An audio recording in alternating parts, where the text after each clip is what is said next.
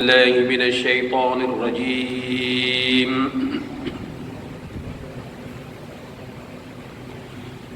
بسم الله الرحمن الرحيم.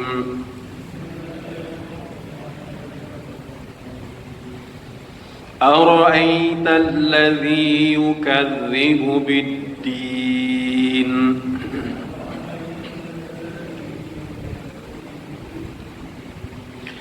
فذلك الذي يدع اليتيم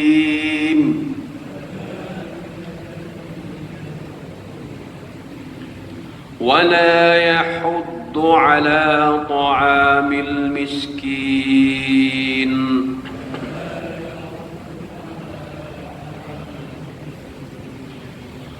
فويل للمصلين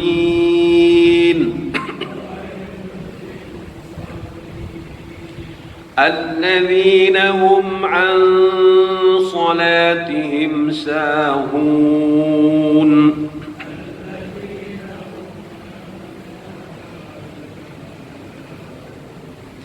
الذين هم يراءون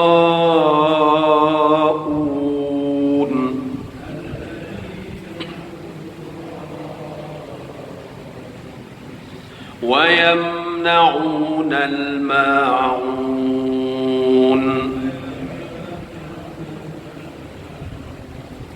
صدق الله العظيم.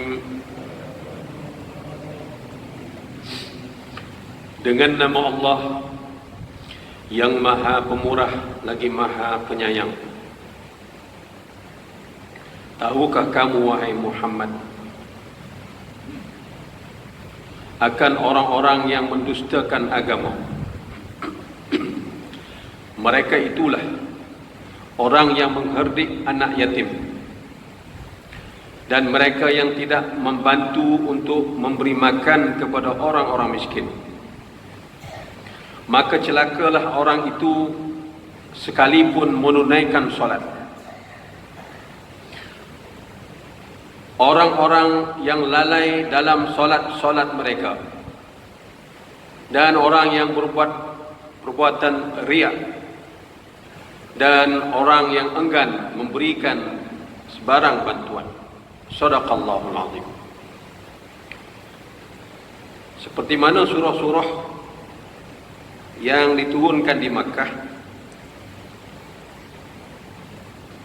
mesej kepada surah-surah Makkiyah ini ialah memperteguhkan maksud dan pengertian tauhid kepada Allah dan memahami siapakah Allah dan memahami perintah Allah Subhanahu wa taala, memahami perintah yang dimiliki oleh Allah Subhanahu wa taala. Alhamdulillah, kita dah bincangkan sebahagian daripada surah ini, yang mana kita dah bincangkan daripada ayat yang pertama, ara'aital ladzi yukadzibu biddin fadzalikal ladzi yad'ul yatim wa la yahuddu ala ta'amil miskin. Kita sampai di situ.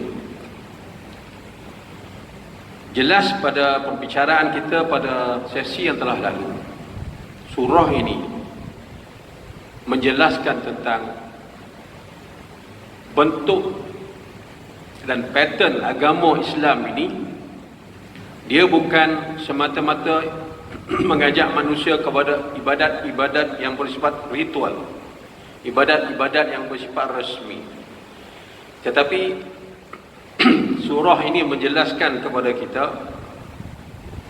bahawa Islam adalah satu agama yang disebut manhaj mutakamil. Islam adalah satu agama yang bersifat sistem yang lengkap untuk kehidupan seluruh umat manusia sehingga hari kiamat. Dia bukan agama yang dipahami oleh kebiasaan orang. Sesuai hari itu saya kutuk menjelaskan, surah ini membentuk satu persepsi baru bagi umat manusia tentang apakah itu ad-din, apakah itu Islam. Mengubah pandangan-pandangan konservatif, mengubah pandangan-pandangan tradisi yang selama ini sebahagian umat Islam mengamalkan Islam dalam bentuk yang terpisah-pisah, tajazzuk, mengikut hanya bahagian-bahagian tertentu. Tidak, kata Syekh Qutb. Turun surah ini mengubah persepsi dan gambaran umat Islam terhadap Islam yang sebenar. Antaranya, dia menjelaskan dalam surah ini bahawa Islam sebahagiannya adalah merupakan sistem. Islam adalah merupakan satu sistem yang lengkap. Sebahagian daripada sistem itu ialah apa yang dipanggil sistem kemasyarakatan, nizam al-ijtimai, sistem kemasyarakatan.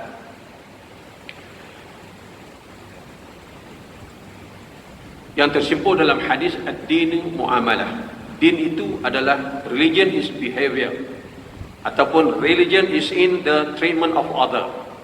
Jadi itu gambaran yang telah diungkapkan oleh ayat-ayat yang terdahulu.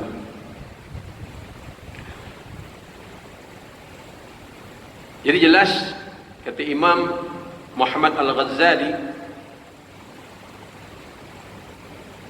daripada surah ini, seperti yang telah kita bincangkan pada sesi yang telah lalu, Imam Syekh Muhammad Al-Ghazali rahimahullahu ta'ala alaih, salah seorang ulama dan pimpinan gerakan Islam di Timur Tengah, almarhum, dia kata Ahluddin, orang yang beragama. Ahluddin maksudnya orang yang komit dengan agama.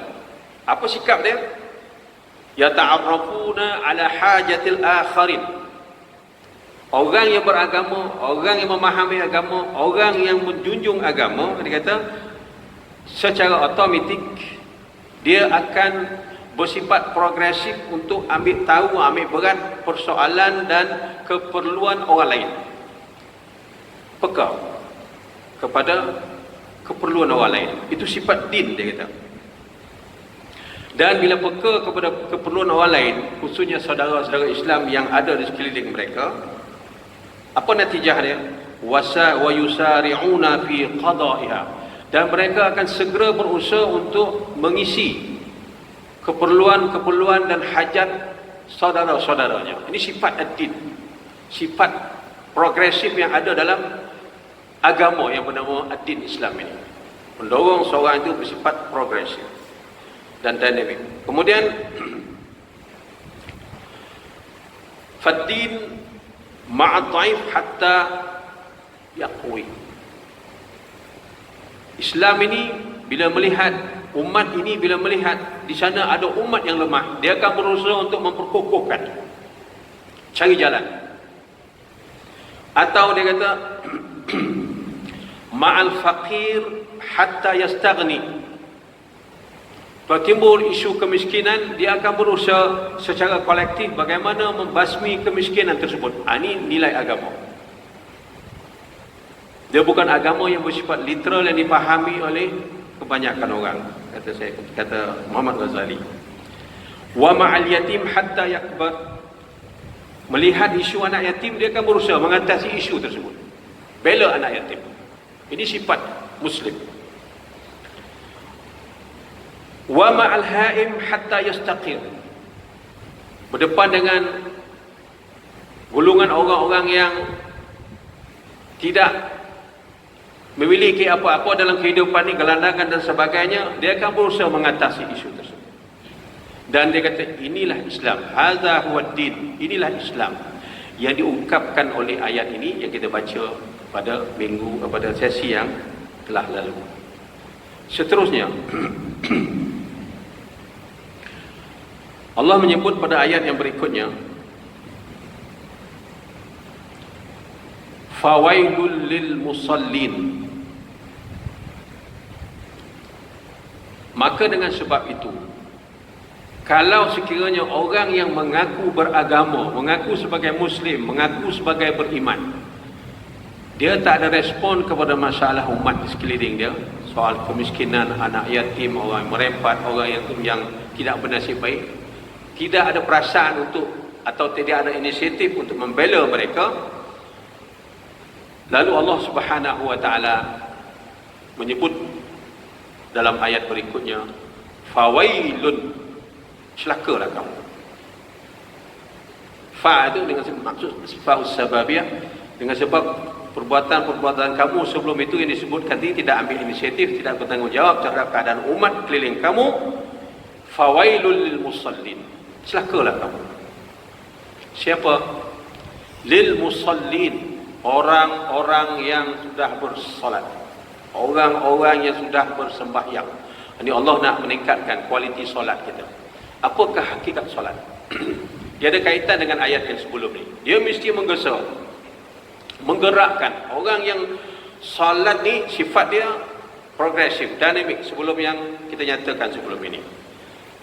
Ayat ini, fawailul lil musallin, kalau kita tengok, kita tafsir, dia kata ayat ini bentuk dia adalah ad-du'a awa'id bil halak.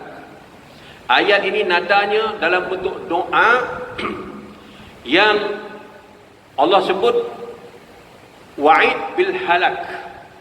Allah janjikan kehancuran kepada orang-orang yang disifatkan tadi tidak ambil endah terhadap nasib umat Islam. Itu makna fawailul lil musallin. Celakalah kamu wahai orang-orang yang semayang. Itu maksudnya. Jadi setelah kita memahami ayat ini, kita tak boleh duduk pasif. Kita kena sensitif kepada persekitaran kita. Sebab tabiat ataupun sifat semula jadi agama ini, dia mendorong kita bergerak. Bukan jumut melihat keliling kita. Apakah tugas dan keperluan yang kita perlu bantu terhadap masyarakat yang berada di sekeliling kita. Kenapa Allah menempelak dengan keras, celakalah orang-orang yang sedang telah bersembahyang. Kenapa? Sebab dia kata walakinnahum la yuqimuna as-salah. Pada hakikatnya, walaupun pergerakan lahiriah, fizikalnya nampak dia solat, tetapi di segi hakikatnya, tafsir ni kata mereka belum lagi mendirikan solat. Mereka hanya menunaikan solat hanya lahiriahnya saja. Yuadduna harakatis solah, dia hanya menunaikan solat, kata ayat ni, hanya gerakan lahiriahnya saja. Walakin, dan wayantiquna biad'iyatiha, dan menyebut bacaan-bacaan ayat tasbih tahmid yang ada dalam rukun solat. Walakin, tetapi qulubuhum la ta'ishu ma'ha wa la ta'ishu biha, tetapi solatnya tidak mempunyai daya, solatnya tidak mempunyai kekuatan, dan solatnya tidak mampu membangunkan dia sebagai seorang muslim yang progresif. Dia tetap ditakut lama. Sebab wa arwahuhum la tastahdir, sebab ketika dia solat, ini hakikatus solat, ketika dia solat, jiwanya menerawang keluar. Dia tidak duduk dalam solatnya, tidak hadir dalam solatnya, dan tidak menghadirkan makna dan hakikat solat yang sebenar. Ma fiha min qiraat wad da'wat wat tasbihat. Tuan-tuan, kita tengok dalam solat yang kita tegakkan, bermula dengan takbiratul ihram, Allahu Akbar. Tak ada kalimah lain yang dibenarkan kita ucapkan ketika Allahu Akbar sampailah salam. Kita ada sunatkan doa iftitah. Dalam fiqh dipanggil sunat ab'ad, dalam mazhab Syafi'i dipanggil sunat ab'ad, sunat yang berat supaya kita buat. Allahu Akbar kabira, alhamdulillahi katsira. Doa. Selepas doa iftitah, kita baca Fatihah. Cuba hayati apakah hakikatul Fatihah. Nabi sebut la salata liman lam yaqra bi Fatihatil kitab. Tak pakai solat seseorang tu kalau dia tidak membaca Fatihah. Kalau dia tidak membaca Fatihah dengan maksud yang dikehendaki oleh Allah. Fatihah, kemudian kita baca ayat-ayat tertentu, kemudian kita rukuk, kita baca apa yang diperintahkan dalam rukuk, kita sujud, i'tidal, sujud, duduk antara dua sujud, duduk tahiyat, selawat dan salam. Apakah pengertian-pengertian tasbihat, tahlilat dan tahmid yang kita baca dalam solat itu? Itu mempunyai pengertian yang terlalu besar untuk dihayati ketika berlangsungnya solat. Dan di dalam itulah terlaksananya hakikatus solat, kata tafsir ini. Tercapainya hakikatus solat, ruh solat. Dan ayat di hadapan itu menyebut antaranya orang yang solat ini selain dia tidak menunaikan tanggungjawab sebagai seorang Muslim, dia ada satu penyakit batin. Fawailul lil musallin alladhina hum an salatihim sahun. Dia lalai dalam solat. Lalai dengan dua makna. Yang pertama, meringankan solat. Yang kedua, tidak menepati waktu solat yang sebenar. Lalai dalam solat, kemudian tidak memelihara waktu solat. Lalai dalam solat maksudnya, dia solat, pemikirannya menerawang keluar, tidak fokus kepada solat. Yang kedua, soal waktu solat. Ambil ingat. Ini dua kesilapan. Allah kata, fawailul lil musallin alladzina hum an salatihim sahun. Jadi ayat ini menggesa supaya kita sentiasa memelihara isi kandungan solat, yakni khusyuk, dan juga kita diminta supaya memelihara waktu-waktu solat yang telah disyariatkan oleh Allah Subhanahu wa taala.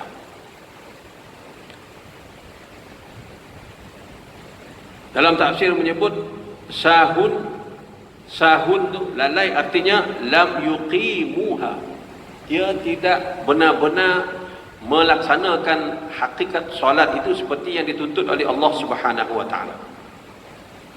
Wal matlub huwa iqamatus salah la mujarrad adaiha. Kenapa dikatakan wa tuqimus salah, iqamatus salah, qad qamatis salah?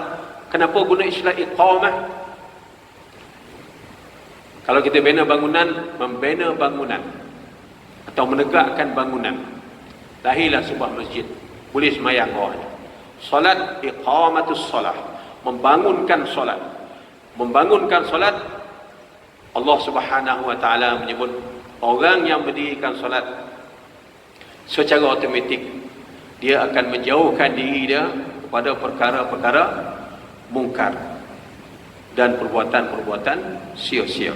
Jadi Allah Subhanahu wa taala berkehendak supaya kita jauh daripada maksud lalai dalam solat, artinya lam yuqimuha, tidak mendirikan solat yang dikehendaki oleh Allah Subhanahu wa taala.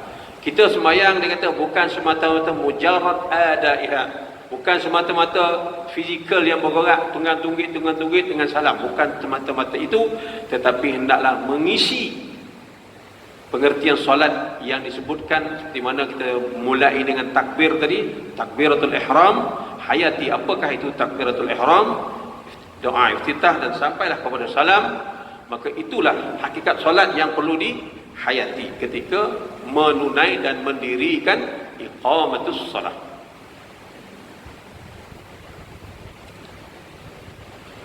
Dia kata wa iqamatuha la takunu illa bi istihdari haqiqatiha wal qiyam lillahi wahdahu biha. Solat, mendirikan solat itu, dia kata, bukan semata-mata menghadirkan hati dan bukan semata-mata menegakkan rukun-rukun solat, tetapi seluruh kandungan solat itu mewakili makna tersebut, wal qiyam lillahi wahdahu laha. Bangun tu depan Allah, menghadap Allah, seolah-olah kita berdiri di hadapan Allah. Hakikatnya begitu. Nak dihadirkan rasaan rohani itu begitu, kata tafsir.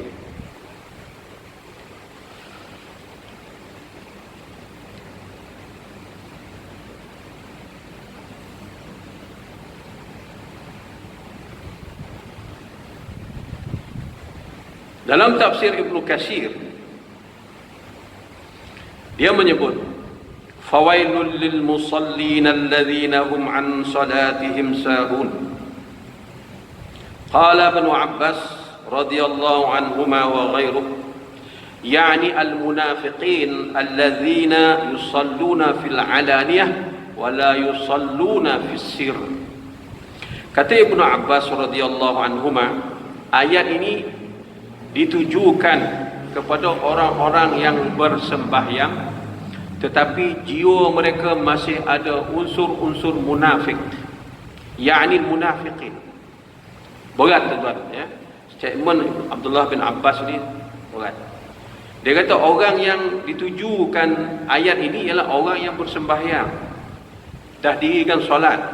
Allah nak supaya kualiti solat itu ditingkatkan. Kalau tidak, dia masih terperosok dalam kategori solat orang-orang yang munafik.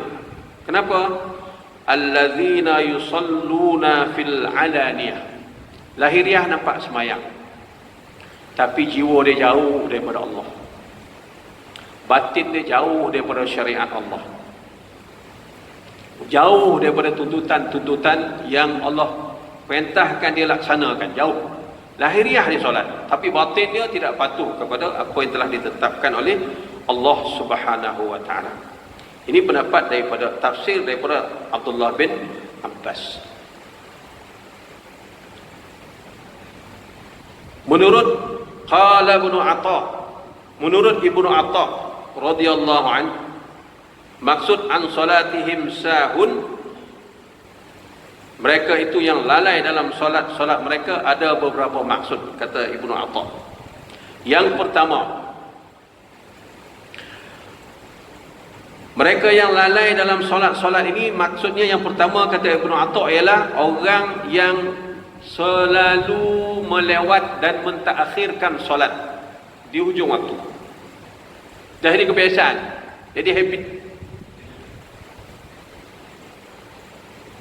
Solat yang paling afdal adalah as-salah fi awqatiha, solat dalam waktu dia, tapi dia biasa mentakhirkan waktu, lewat semayang. Zuhur nak masuk asar, asar nak masuk maghrib, begitulah seterusnya. Ini maksud yang pertama kata Ibnu Atta, an salatihim sahun, orang yang lalai dalam solat mereka, jadi kebiasaan. Jadi jangan jadikan kebiasaan. Yang kedua, an adaiha bi arkaniha wa syurutiha ala wajhi al-ma'mur bih. Dia menunaikan solat, syarat rukun dia tak sempurna. Apa yang disebut tamak-ninah dalam solat, dia tak kisah. Tamak-ninah atau tak tamak-ninah, dia penting dan semayang. Ini maksud yang kedua, tidak meraihkan syariat yang ditunjuk oleh Nabi sallallahu alaihi wasallam macam mana solat. Sallu kama raaitumuni usalli. Sembahyanglah kamu seperti mana kamu lihat aku sembahyang. Jadi kita kena tanya diri kita, sembahyang kita ni tally tak dengan sembahyang yang diajarkan oleh Rasulullah? Nak tengok tally tak tally sembahyang kita, buka kitab fiqh. Kalau kita ada di Malaysia, ada kitab fiqh al-manhaji yang diterbitkan oleh Jata Muzi, tengok apakah maksud solat menurut syariat yang diajar oleh Nabi. Kalau kita tengok betul dalam kitab tu, betul lah ikutan solat kita seperti yang diajar oleh Rasulullah sallallahu alaihi wasallam. Ini kata Ibnu Atta, maksud legal lalai dalam pengertian yang kedua, tidak memenuhi syariat peraturan solat yang diajar oleh Rasulullah. Ya. Kita dalam mazhab Syafi'i, goyang anggota besar lebih 3 kali batal solat. Dia tak kisah gorak-gorak, bergoyang-goyang, contohlah. Tidak menghayati syariat solat. Yang ketiga, maksud lalai di situ anil khusyuk fiha wa tadabbur li ma'aniha. Hilang sifat khusyuk. Memanglah tuan-tuan, kita manusia biasa ni memang tak ada 100% solat kita tu duduk atas line dah. Gelinci ni naik balik, gelinci naik balik. Kita dari itu bagaimana Nabi sallallahu alaihi wasallam cabar, siapa boleh semayang depan aku 100% dia khusyuk, dia bertakbir Allahu akbar sampai salam. Siapa boleh, kata Nabi, aku bagi selendang aku yang ini, 2 selendang dia beri kanan. Sahabat tak wani, yang wani menantu dia Sayyidina Ali. Saya wahai Rasulullah, saya cuba semayang. Semayang rakaat yang pertama full mark, khusyuk. Semayang rakaat kedua, sunat 2 rakaat. Semayang rakaat yang kedua, di hujung solat tu terbetik dalam hati Sayyidina Ali karramallahu wajhah, apa pasal Nabi janji buri yang keluar kanan tak buri lepas kiri tu. Tu Sayyidina Ali tu tuan, sahabat Nabi, asyaratun mubasysyirin bil jannah, termasuk 10 nama yang confirm dah masuk syurga. Dia pun ujung-ujung tergoyang juga. Tambahlah kita kan. Ya. Nasabahlah tu. Tapi dalam konteks ini, solat yang dikatakan khusyuk tu artinya kita menghayati solat. Paling kurang kita menghayati bacaan kita. Ayat, doa, tasbih, tahmid yang kita baca sepanjang solat. Hayati paling kurang. Jadi kalau kita tidak meraihkan ini, kita ambil berat persoalan ini, kita lari daripada maksud khusyuk dan tidak termasuk dalam orang yang tadabbur lima'ani, tidak merenungi, tidak memahami apa yang kita baca. Paling kurang kita faham Fatihah yang kita baca. Alhamdulillahirabbil alamin, segala puji bagi Tuhan pencipta seluruh alam. Ar-Rahmanir Rahim, dialah Tuhan yang Maha Pengasih dan Maha Penyayang. Maliki yaumiddin, dialah Tuhan yang berkuasa mutlak pada hari kiamat. Iyyaka na'budu wa iyyaka nasta'in, hanya Engkau yang kami sembah, hanya kepada Engkau kami mohon pertolongan. Ihdinas siratal mustaqim, tunjukkanlah kami wahai Allah jalan hidup yang lurus. Siratal ladzina an'amta 'alaihim, jalan mereka yang terdahulu, para nabi, siddiqin, syuhada dan solehin. Bukannya jalan mereka terdahulu yang telah Engkau beri nikmat, bukannya jalan hidup orang-orang Yahudi dan bukannya jalan hidup orang-orang Kristian. Paling kurang tadabbur di ma'aniha, merenung dan memahami ketika kita solat, ketika waktu membaca suratul Fatihah dan makna-makna tasbih tahmid yang kita baca. Setiap intiqalat, peralihan rukun daripada satu rukun ke satu rukun yang kita baca, sekurang-kurangnya kita tahu secara umum apa yang kita baca supaya hati kita tak larau. Itu maksud dia. Kalau tak ada ini, kata Ibnu Atha, termasuk golongan orang yang termasuk disebut oleh Allah Ta'ala, fawailul lil musallin alladzina hum an salatihim sahun.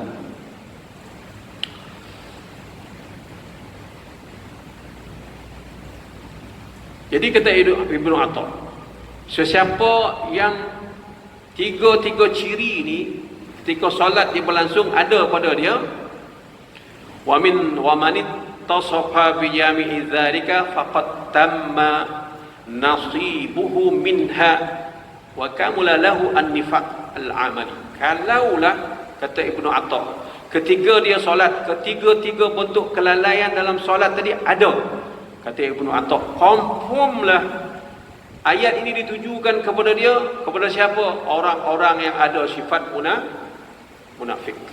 Waliyadzubillah. Sebab munafik ni batin, tuan-tuan, dalam tak nampak. Ciri dia ada. Ciri dia adalah orang yang lalai dalam solat. Kalau ada ketiga-tiga ini dalam solat dia lalai, automatically, kata Ibnu Atha, maka sempurnalah tuduhan itu kepada dia oleh Allah dalam surah ini. Fawailul lil musallin alladzina hum an salatihim sahun. Keras ingatan ni, tuan-tuan, kan? Supaya kita dengar ni, kita sama-sama upgrade, tingkatkan kualiti solat kita. Tilka salatul munafik. Solat itu, kata Ibnu Atha, adalah solat seorang munafik. Waliyadzubillah. Ya. Jika saya sebut ni, tuan-tuan, ini riwayat tafsiran ayat ini oleh Ibnu Atha.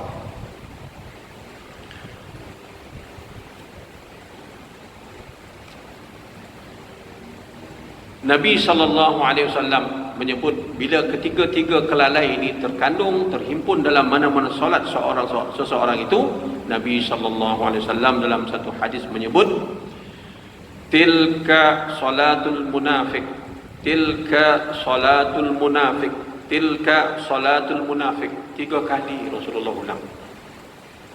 Itu adalah solat orang-orang yang munafik. Waliyadzubillah.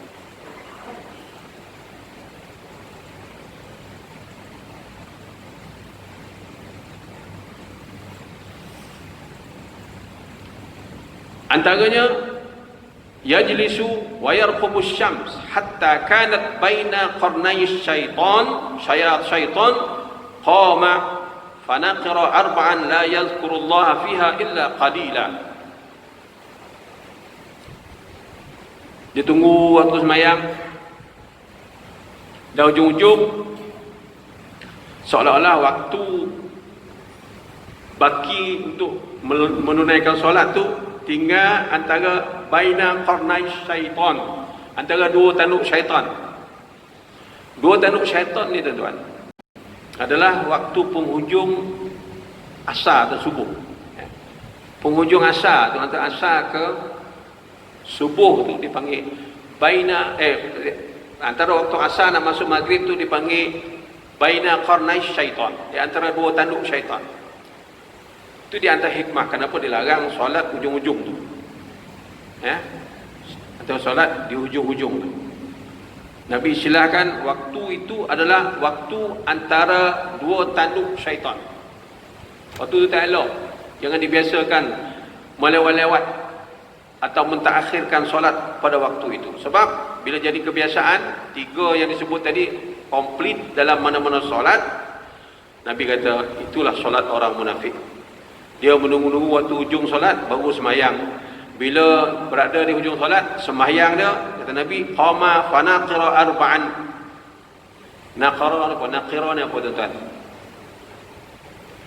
Semayang ekspres, laju. Sebab betul Nabi, bila semayang laju ni, batinus solat, batin kepada solat tu macam mana? Khusyuk pada solat tu macam mana? Kira Nabi ya. Ini peringatan Nabi pada kita. La yazkurullaha fiha illa qalila. Sembahyang macam tu, link dia untuk khusyuk pada Allah ada, kata Nabi, tetapi illa qalila, sikit sangat. Jadi solat itu tidak bertenaga, tidak ada daya untuk membina kekuatan seseorang yang mendirikan solat.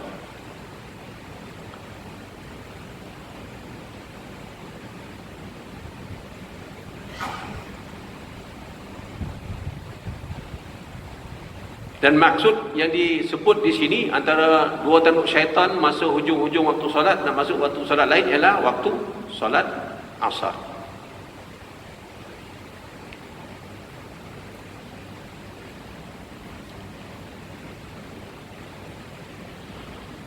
Dan Allah Subhanahu wa taala melanjutkan tempelaknya solat seperti ini adalah solat orang-orang yang munafik. Waliyadzubillah. Innal munafiqina yukhadi'una Allah. Orang-orang munafik ni dalam hidup dia yukhadi'una Allah. Dia sentiasa berupaya untuk cari jalan menipu Allah. Apa maksudnya? Bohong kuih, nipu, makan riba, makan rasuah, zalim, tak ada hati parut, tak ada timah rasa. Dia ingat dia betul, tetapi orang ni dia kata innal munafiqina yukhadi'una Allah. Dia cuba nak tipu Allah Ta'ala. Sebab semayang ni lahiriah, batin dia tak betul. Perbuatannya itu seolah-olah percubaan untuk menipu Allah. Wa huwa khadi'uhum. Tapi Allah kata Allah membalikkan tipu daya itu, dia tertipu oleh Allah Subhanahu wa taala. Antaranya Allah sebut wa iza qamu ila salati qamu kusala. Bila dia bangun solat dalam keadaan kusala, malas, tak bersemangat. Yura'unan nas, dalam hati dia ada sifat yura', riya, nak pamer. Tuan-tuan, ini penyakit besar. Selain daripada lalai dalam solat, ada penyakit batin dia, riya. Kalau kita buka kitab Hidayatus Salikin, riya ini termasuk dalam tajuk kitab tu ialah maksiat batin. Kau buka kitab tu tuan-tuan, tengok apakah dia maksiat batin ni yang dibahas dalam Quran sebagai riya. Ya, bahaya. Sangat bahaya.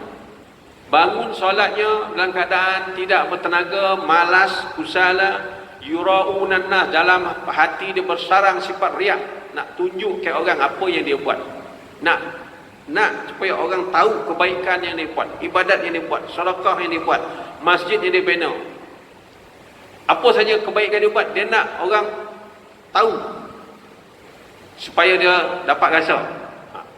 Perasaan itu. Ini riak.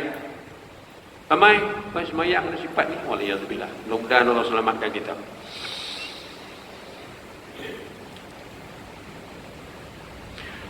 Wala yazkuruna Allah illa qalila, dan mereka sebenarnya tidak mengingati Allah melainkan sedikit sangat.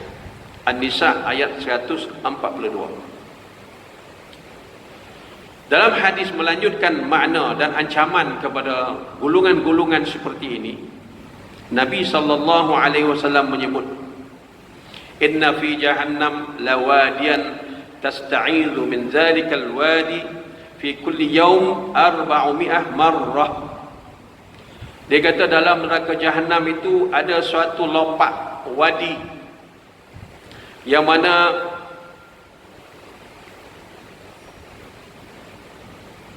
neraka Jahannam satu hari minta kepada Allah, takut pada lopak tu, padahal dia lopak dalam neraka Jahannam, mohon kepada Allah satu hari 400 kali, minta, ya Allah selamatkan aku daripada wadi, lubang wadi. Kenapa? Kata Nabi, mu'id zalikal wadi lil mura'in min ummati Muhammad. Wadi dalam neraka Jahannam tu, neraka Jahannam pun takut kat wadi, kat lubang tu. Sebab apa? Lubang ini dicipta oleh Allah dalam neraka Jahannam khas untuk umat Muhammad yang ada sifat riya. Waliyahzubillah. Sebab penting tuan-tuan, buka kitab-kitab rohani, kerohanian ni, kitab-kitab tasawuf ni buka balik, supaya lahiriah amal kita tali dengan yang dah batin, dia tidak kontra. Buka balik, ngadap balik buku. Penting ni tuan-tuan, jangan kita syok sendiri je. Sebab persoalan riak ni sangat bahaya. Lubang dalam neraka Jahannam ini disediakan untuk, pertama, orang-orang yang riak di kalangan umat Muhammad sallallahu alaihi wasallam. Riak ni apa tuan-tuan? Untuk lebih copek nampaklah, riak ni ialah apa saja yang dia ada berupa nikmat, kebaikan, ilmu dan sebagainya, dia nak tayang kat orang. Hati dia tu nak tunjuk kat orang. Ada kereta nak tayang kat orang, ada rumah nak tayang kat orang, ada omeh nak tayang kat orang, ada pangkat nak tayang kat orang, ada duit nak tayang kat orang. Itu riak. Riak ni berkata ro'a, ra'aita, ro'a, perlihatkan pada orang. Riak. Itu yang pertama. Yang kedua, lubang yang ada dalam neraka Jahannam ni untuk siapa? Lihamili kitabillah, orang-orang yang hafal Quran. Allahu Akbar. Hafizul Quran. Hafiz Quran ni tuan-tuan bukan semata-mata menghafal ayat yang ada dalam tu, menghafal ma'ani dan tuntutan yang ada dalam tu untuk dihidup dan ditegakkan di atas muka bumi ini. Bukan semata-mata menghafal ayat-ayat Quran macam burung kakak tua. Dia boleh bercakap tapi dia tak faham apa yang dia cakap. Tak. Kalau hafizul Quran, orang yang hafiz Quran ni tidak mempamerkan neraca yang sebenar sebagai hafizul Quran seperti mana dikehendaki oleh Allah Ta'ala, waliyahzubillah, dia akan dicampakkan ke dalam wadi ni, yang mana neraka Jahannam satu hari minta ke Allah Ta'ala 400 kali supaya jangan dimasukkan dalam telaga tu. Kan? Itu menunjukkan kita nak beramal ni tuan-tuan bukan nak glamour. Kan? Ada orang tu buat cerita kat kopi, oh saya sekali baca kitab hikam ni, oh mat koyok tu, koyok kitab hikam tu stage mana tu tuan-tuan? Mana duduk stage tu dalam kerohanian. Tiba-tiba baik buat pada kopi dan sekarang belajar kitab hikam dengan Ustaz Azman. Baguslah tu, tapi jangan baik koyak. Itu kan cerita ada kopi kita hikam tu dah. Maksud dia lah. Clear kan? Kita jangan cuba. Ikhlas kerana Allah Subhanahu wa ta'ala. Yang kedua untuk siapa wadi ni? Nabi kata walil musaddaq fi ghairi zatillah. Untuk orang yang bersedekah untuk riak. Cerita ke orang dia masjid Berjaya masa mula-mula buat begini dia letak itu 5,000 tu. Jobo. Budak aja kata payu. Jangan sebut tu. Kita buat kita nawaitu tu apa? Nawaitu lillah. Apalah sebut lagi orang. Tu riak. Bayar riak dia tu. Ya. Allah tahu kita buat, tak nak sebut. Kan? Apa yang terlintas kat hati kita, dia tahu. Ni kan pula pun sedekah yang kita buat. Allah Maha mengetahui. Orang yang bersedekah macam tu sifat dia, kata Nabi, dia akan diumbankan dalam lubang tu nanti. Yang ketiga, walil hujjaj ila baitillahil haram. Bagi orang yang menunaikan haji.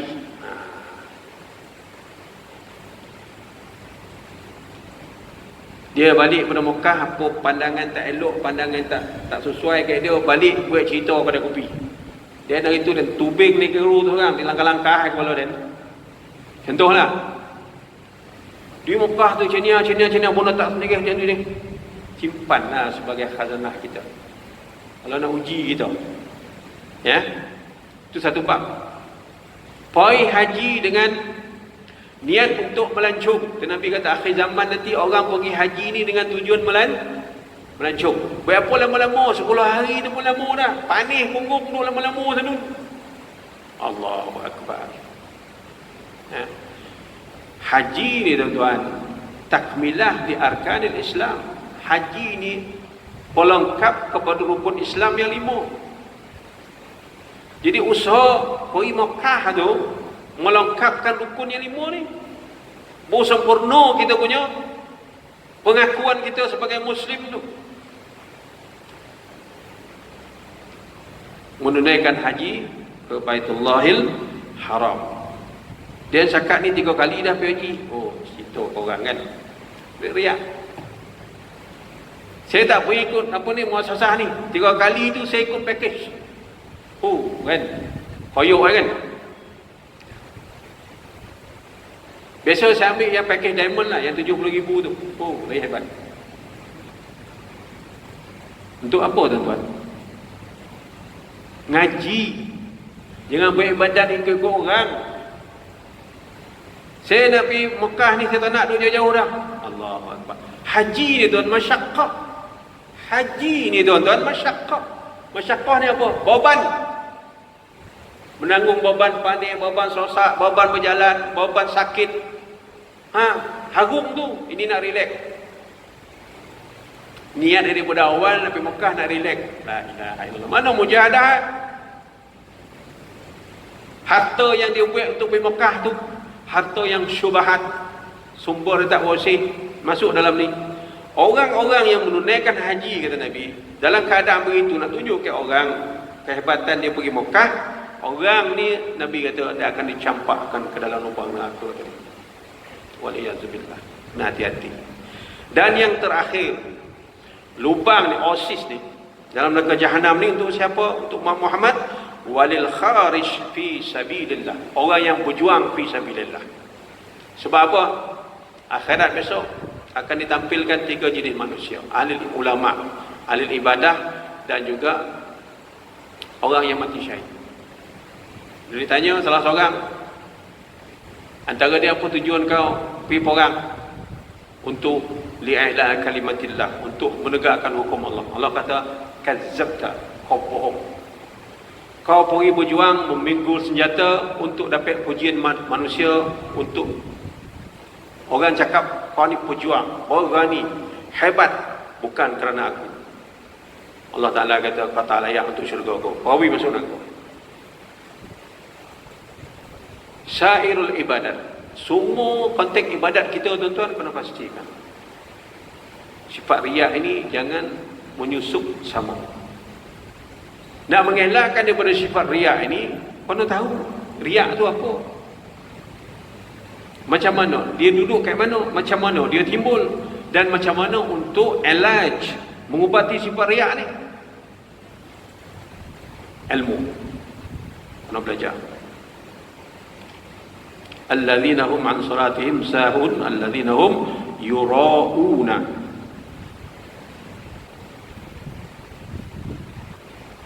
Sebab Nabi SAW menyebut man samma'an nasa bi'amali samma'allahu bisami khalqi wa haqqarahu wa sagharahu. Nabi kata sesiapa yang buat amal soleh, kebajikan, sedekah, ibadat, zikir dengan tujuan riak,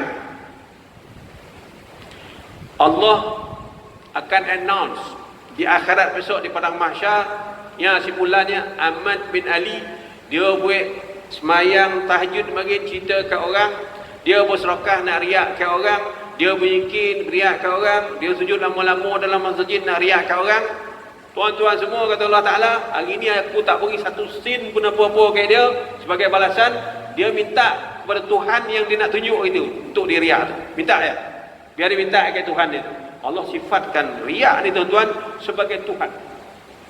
So kau minta kat dia, macam itulah Allah isytihar pada perhimpunan hari kiamat. Boleh kita tuan-tuan ya. Boleh. Kemudian wahaqqaruhu, selain Allah syiharkan tunjuk muka nama haqqaruhu, tahqir, Allah hina sehina-hina di hadapan khalayak mahsyar. Wasagharahu, dan Allah jadikan dia sekecil-kecil makhluk. Dalam satu riwayat sebut dia bagaikan di tengah perhimpunan mahsyar tu, dia bagaikan seekor lalat. Bayang tuan-tuan, padang mahsyar yang tidak bertepi, tak nampak tepi luas himpunan manusia sejak Nabi Adam sampai umat Muhammad sallallahu alaihi wasallam, dia dikacikan ke Allah Taala kau salah lek, lelunya ada orang bunyai tapi tak mati. Ini peringatan Allah Subhanahu wa taala kepada kita.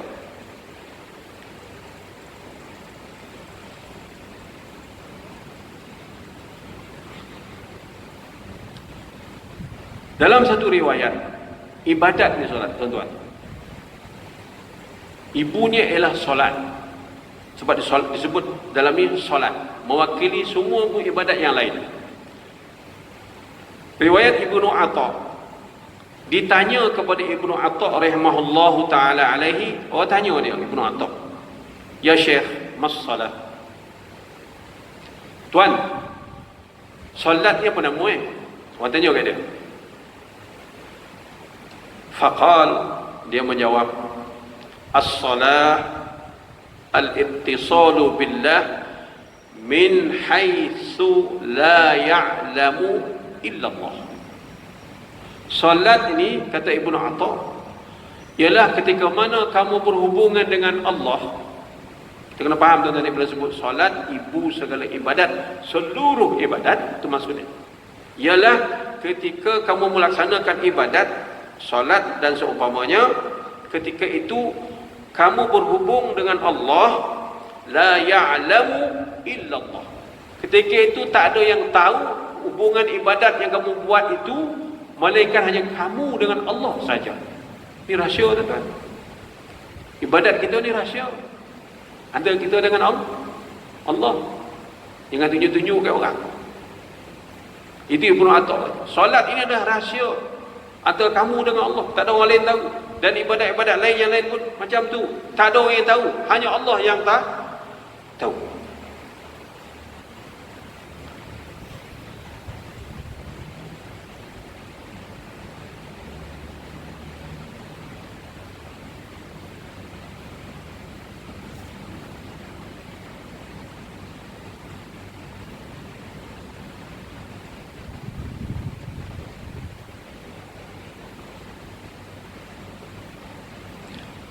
alladzina hum an salatihim sahun walladzina hum an salatihim sahun, ya.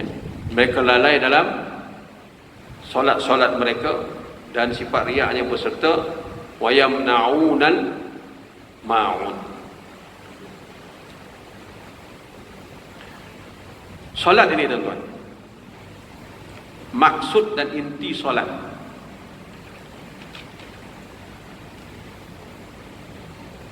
dia kata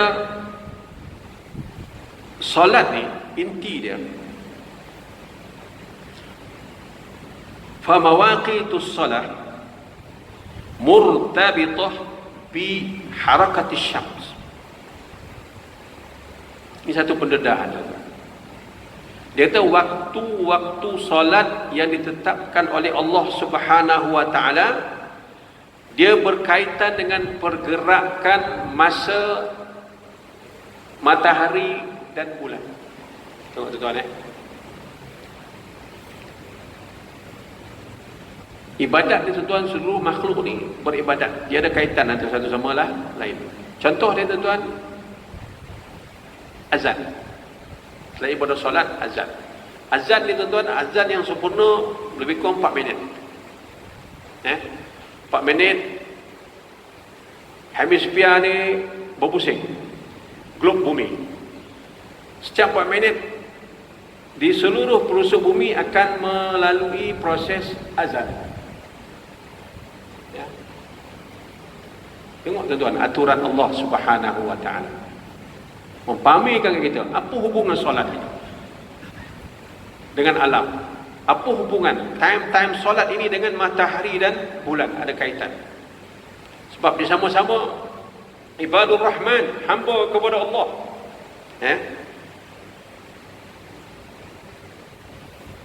dan juga wa dawranil ard, dia ada kaitan dengan pergerakan bumi yang kita kata tadi. Tengok tuan-tuan, di saat kita solat, seluruh makhluk menyertai dengan susunan Allah. Seluruh makhluk ni tuan-tuan patuh pada sistem. Sistem itu adalah syariat. Cumanya alam selain manusia dan jin, dia patuh pada syariat dalam keadaan kasrian, terpaksa, tak diberi pilihan. Sedangkan manusia dan jin dipaksa ikutnya, beri pilihan. Nak buat, dapat banyak pahala. Tak buat, dapat dosa. Dapat syurga, dapat neraka. Sedangkan makhluk yang lain tidak diberi pilihan. Walahu aslama man fis samawati wal ard taw'an wa karhan. Walahu, kepada Allah, aslama man fis samawati wal ard, kepada Allah seluruh makhluk yang ada di langit dan makhluk seluruh yang ada di bumi, aslama, patuh dan taat. Yang jadi cabaran dan ujian manusia, diberi pilihan untuk beriman atau tidak, untuk taat atau tidak. Jadi solat merupakan pergerakan yang punya kaitan dengan pergerakan matahari dan bulan dan juga bumi serentak. Allahu Akbar. Yang kita sebut hari itu tuan-tuan, Imam Ibnu Arabi sebut, insan, dia yang mula-mula guna istilah ni. Insan, dia kata, adalah alam saghir, alam kecil. Alam seluruh ni dia panggil alam kabir. Sebab ki alam ini semua ada pada diri insan. Petunjuk-petunjuk dia, keyword dia ada. Allah simpulkan di situ. Allahu Akbar. Hebat ya. Jadi dalam keadaan bila kita mendirikan solat, hinaha tandammu linasijil kaun lahmatan wahidah fi ibadir rahman. Tengok tuan-tuan, bila kita tegak dalam solat, maksudnya pergerakan solat kita itu termasuk dalam satu rangkaian penyembahan yang bersifat universal. Alam ini seluruhnya tunduk kepada Allah, serentak dengan tegak dan sujudnya manusia. Mana nak cakap mana-mana macam ni tuan-tuan, dalam kitab lah. Tak buka kitab tak jumpa. Ya, hebat dia tuan-tuan. Pergerakan solat itu disertai oleh gerakkan alam ini secara universal. Kenapa? Sebab ini kerja Allah Ta'ala. Balik ke situ. Allahu Akbar. Lahmatan wahidah fi ibadir rahman. Serentak. Lahmatan wahidah ni apa tuan-tuan? Sebati. Kalau kita kata darah dan daging sebati dalam badan, ibadat yang dilakukan oleh manusia di bumi ini, khususnya solat, serentak terlaksana oleh alam ini seluruhnya. Tunduk kepada Allah. Fi ibadir rahman. Dalam usaha beribadat kepada Allah. Akhirnya, wa yamna'unal ma'un. Antara sebab Allah tempelak orang-orang yang sembahyang ini ialah tak nak beri bantuan, tak nak nolong orang. Sombong. Bodoh kecil-kecil pun tak boleh tolong. Kan? Jumpa orang tayar pancit tengah jalan, tolak motor tu. Berhentilah buang cakap, apa kono ni? Badan muka. Sombong. Berhenti tanya buang cakap, apa pasal ni? Tolak. Bocor. Mana nak tampak ni? Kodai depan tak? Ada duit tak? Masalah buang cakap, kena bagi warna tu dah. Buang cakap. Sejuk hati orang nolak motor tu kan, tengah banih tu. Cece polu. Aduh, beri basuh orang ni. Dah lah. Badan muka. Motor buruk buat jalan. Ya, kawan tu tulis jangan duduk. Contohlah. Tolong apa yang betul. Itu maksud orang yang tak ada keinginan nak tolong bodoh-bodoh jenis yang mudah, yang dia boleh tolong anytime. Allah Ta'ala kata, orang ni pun penyakit. Wa yamna'unal ma'un. Jadi tuan-tuan, menampakkan kita bagaimana Islam sangat ambil borek persoalan mas'uliyah ijtimaiyah, tanggungjawab kemasyarakatan ini. Islam sangat ambil berat. Setelah kita semayang, benda ni kena ada dalam diri kita. Jangan macam mana dalam belukar melopeh pucuk masing-masing. Tengok keliling kita. Yang kita kata itu jaridil qurba, jiran terdekat kita 40 rumah. Ambil tahu. Jangan ambil sombong tak ada darah ya. Rasa kita anda kan? Tak anda tu dah. Tak lama tu jauh ya. Itu maksud dia. Ya? Apa maksud di sini? Wa yamna'unal ma'un zajjara 'anil bakh. Allah melarang sifat bakhil. Bakhil ni apa? Kita orang kampung, orang bakhil ni, kod ni, haji bakhil ni, dia orang mai tak tiri. Bersapah ke tuan-tuan, orang mai tak bocok tiri. Asahna dia. Kadakut tak hidup masjid. Bakhil. Dan 5 sen kira kan. Yang senang kena cik duit. Ya pacik 5 sen. Dapat mudah-mudah kali 5 sen. Payuh kan. Sombong. Jangan. Itu sifat orang bakhil. Zajr 'anil bakh bihadhihi al-asya' al-qalila al-haqirah. Benda yang dikerakutnya tu kadang nilai pun. Fa'innal bukh biha nihayatul bakh wahya makhallil bil muru'ah. Orang yang kedakut ni, penghujung yang kesudahnya, Allah akan hina dia. Kamu lihat dia tak? Kesudahan dia akan hina. Kan? Di kampung saya pergi, ada orang tua lah, orang perempuan, dia kedakut. Dia cerita umum lah, tu ambil iktibar. Dia nak beri bulan-bulan banyak. Bila anak buah minta, malung, taklah 10 sen, 20 sen, RM3. Mana ada duit? Tak berduit tadi dah, tak beringgit tadi dah. Dia kan kojok. Duit berkapuk. Pan bawah tak?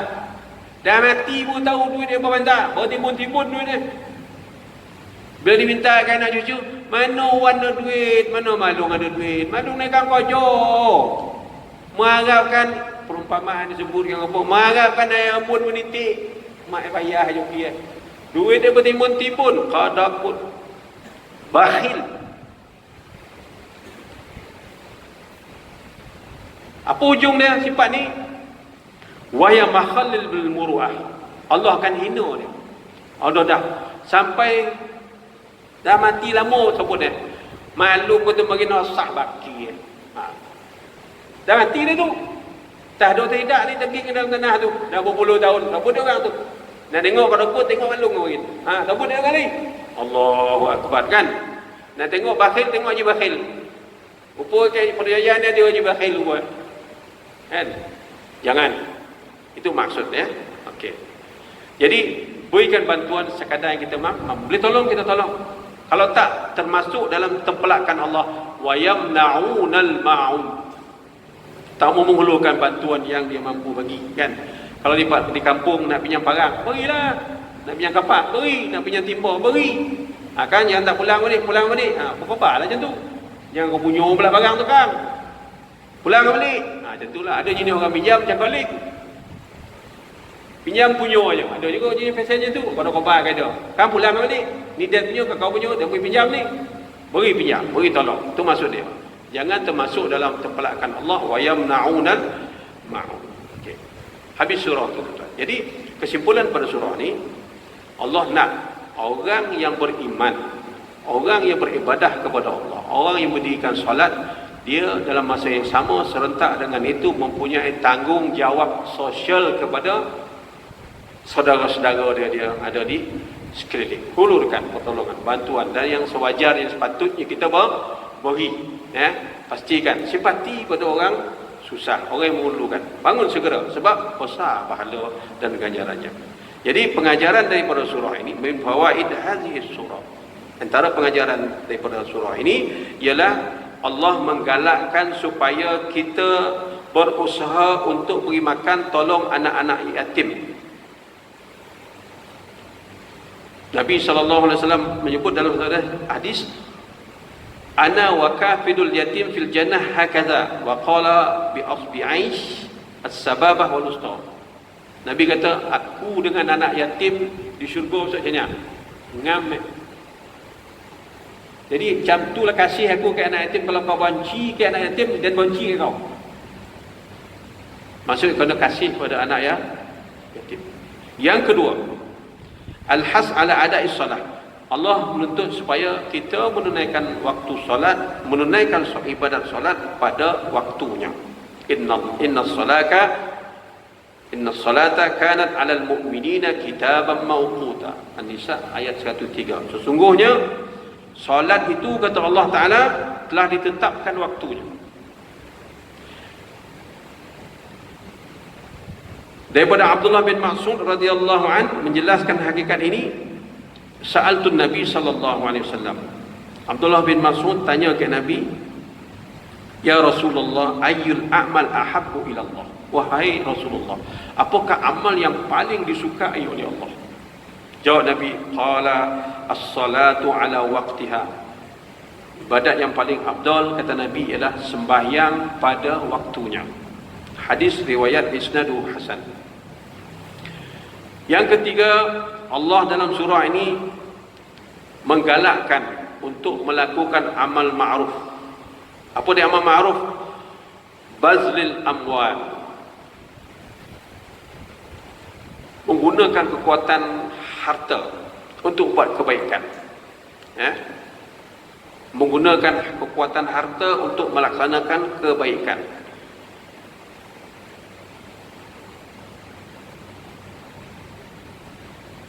Walaupun daripada harta yang dianggap sikit, rendah nilainya, beri orang, beri pinjam ataupun sedekahkan ke orang.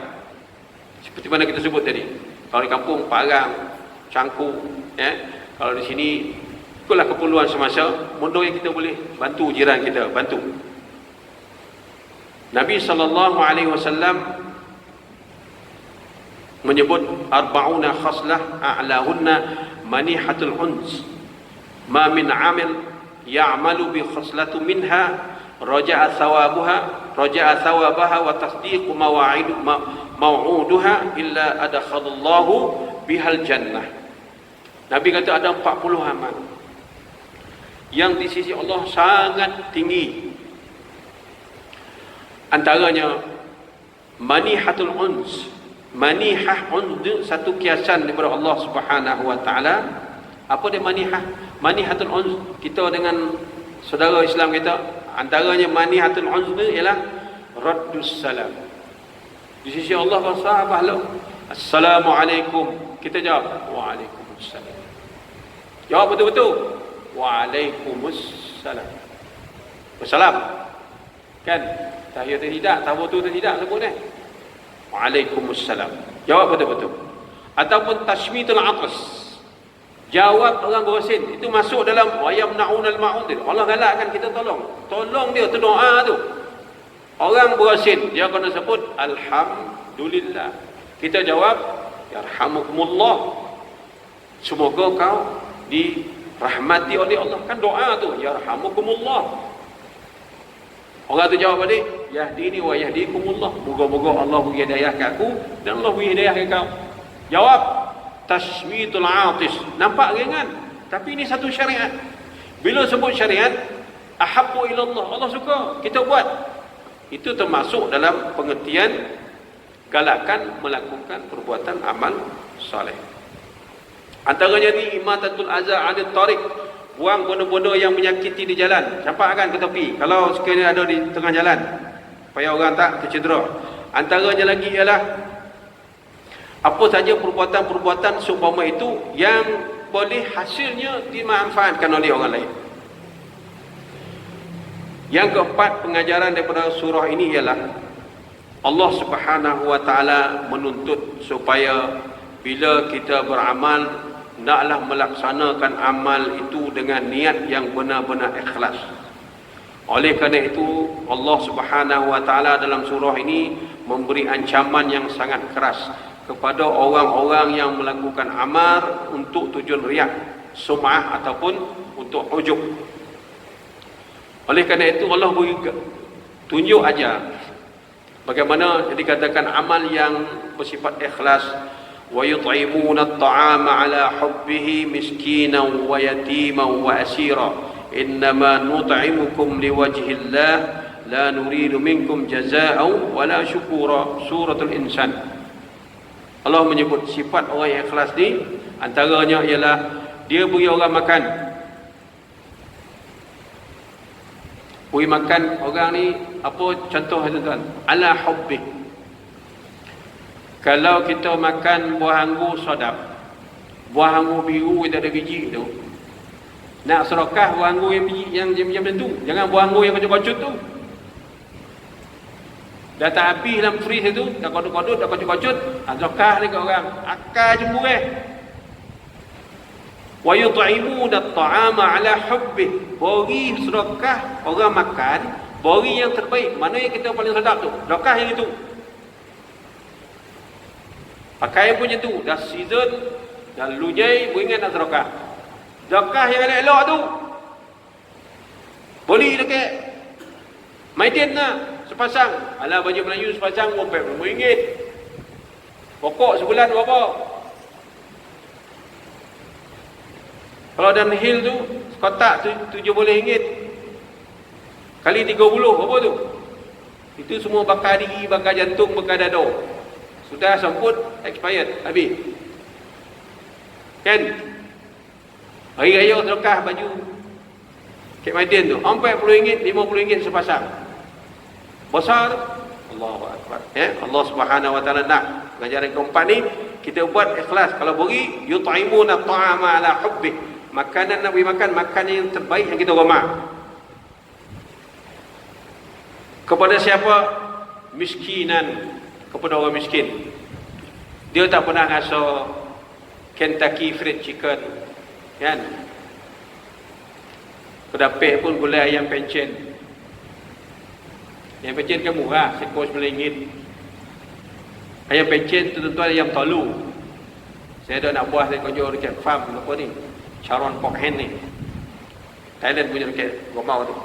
Dia kata, pakcik, ayam pencen tu jangan makan. Dia bertalu 2 tahun. Sepanjang 20 tahun tu injek vaksin ke tubuh tu 80 kali. Makan tu banyak-banyak lama biul kepala, saya kata. Vaksin tu tak larut. 80 kali injek biar dia bertalu. Selama lebih kurang 2 tahun. Tiba-tiba orang Melayu baik wandak, habis sedap macam ayam kampung. Kanlah. Ayam tu tak boleh makan tuan-tuan. Biar mahal sikit beli tak apa dah. Boleh yang kampung, boleh rendang kan.